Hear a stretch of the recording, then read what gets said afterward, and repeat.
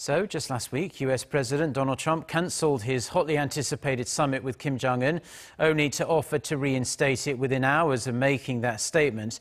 The flurry of preparatory meetings we are hearing about now are being held to make up for that lost time. Our Lee Ji-won has more about how Trump's abrupt cancellation might have given him the upper hand in the negotiations. Thank you very much. The North Korea-U.S. summit was on and then off, but now preparations for it have been coming fast. Experts attribute that to change in attitude from the North. Before, North Korea would not show up to meetings and play hard to get, and it did that again a few weeks ago, according to a White House official, by not going to Singapore.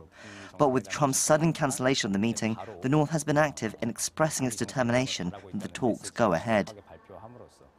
Thanks to the shake-up, experts also say finding a consensus now would have become much easier.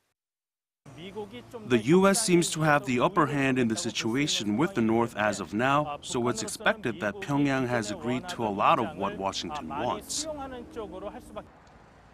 This could mean, says the expert, that the North might have accepted what it has reportedly been sensitive about, the so-called front-loaded agreement.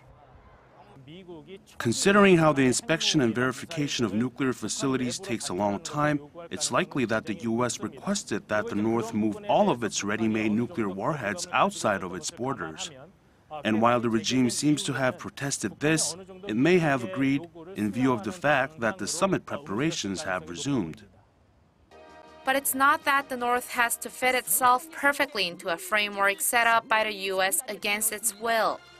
In fact, the North showed satisfaction with and anticipation for the so-called Trump model after U.S. Secretary of State Mike Pompeo's second visit to Pyongyang, where the regime state-run Rodong Sinmun said Pompeo and leader Kim Jong-un reached a satisfactory agreement.